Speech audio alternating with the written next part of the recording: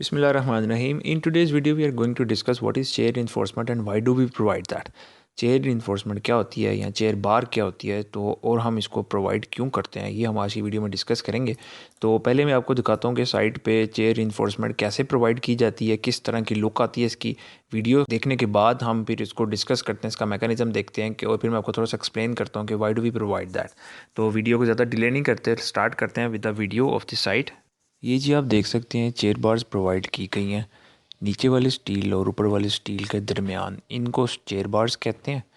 ये raft foundation है। Project is same to canal house. This is also a chair bar and if I show you the left side of the site, यहाँ पे भी आपको chair bars provide की हुई नज़र आ रही हैं। ये एक चेयर बार है और दूसरी चेयर बार इसको आपके ऊपर आप देख सकते हैं। यहाँ पे ये इस जगह पे वो पीछे भी एक चेयर बार है और एक चेयर बार यहाँ पे है। तो आपने साइट पे तो ये देख लिया है कि ये कैसे प्रोवाइड की गई हैं और कितने कितने डिस्टेंस पे ये प्रोवाइड की गई हैं।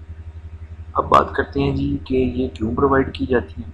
तो अगर आप इस पिक्चर के अंदर देख रहे हैं, यहाँ पे ये एक चेयर बार है जिसको रेड कलर के साथ शो किया गया। ये स्लैब का नीचे वाला स्टील है and this is the upper steel of slab. Raft आप कह सकते हैं, रैफ्ट फाउंडेशन जो हमने अभी आपको वीडियो के अंदर दिखाई है कि साइड के ऊपर एक रैफ्ट की कंक्रीटिंग की जानी है।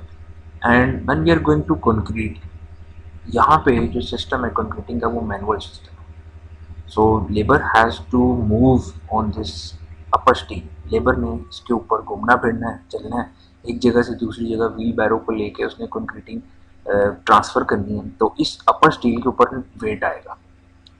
जब अपर स्टील के ऊपर वेट आएगा तो ये बेंड हो सकती है।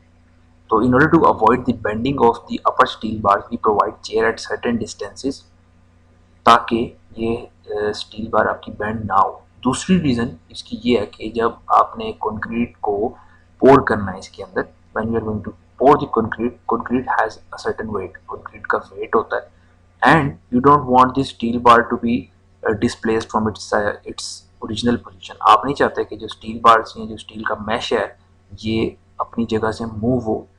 इस मकसद के लिए भी आपने इसको अपनी जगह के ऊपर फिक्स करके रखना है। आपने नीचे वाली स्टील से ऊपर वाले स्टील को एक सर्टेन हाइट के ऊपर मेंटेन करके रखना है।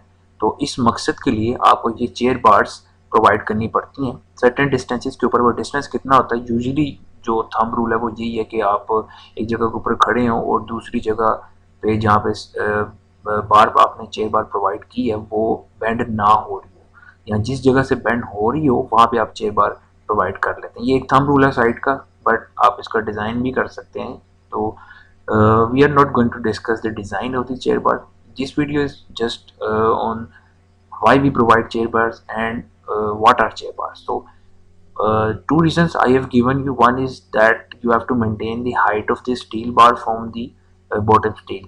आपने नीचे वाले स्टील से ऊपर वाले स्टील की हाइट मेंटेन करके रखनी है। Second, you don't want it to bend, एक आपके कंक्रीट के वेट की वजह से। दूसरा, आपका जो लेबर ने इसके ऊपर ट्रैवल करना है, मूव करना है, कंक्रीट एक जगह से दूसरी जगह लेके जानी है व्हील बैरो के थ्रू। टेम्परेरी प्लेटफॉर्म बनाते हैं वो लकड़ी से। I am going to show you the concreting process as well.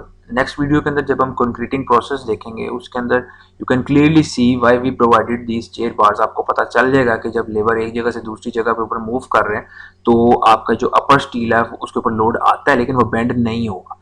लेकिन हाउ मच लोड, कितना लोड आता है, वो आप देखेंगे नेक्स्ट वीडियो के अंदर। So this purpose was, this video was just to tell you कि ये जो चेयर बार्स हम प्रोवाइड करते हैं ये क्यों प्रोवाइड करते हैं और इसका मकसद क्या होता है। होपफुली आपको समझ आ गई होगी। तो keep watching. Thank you. Allah हाफिज़।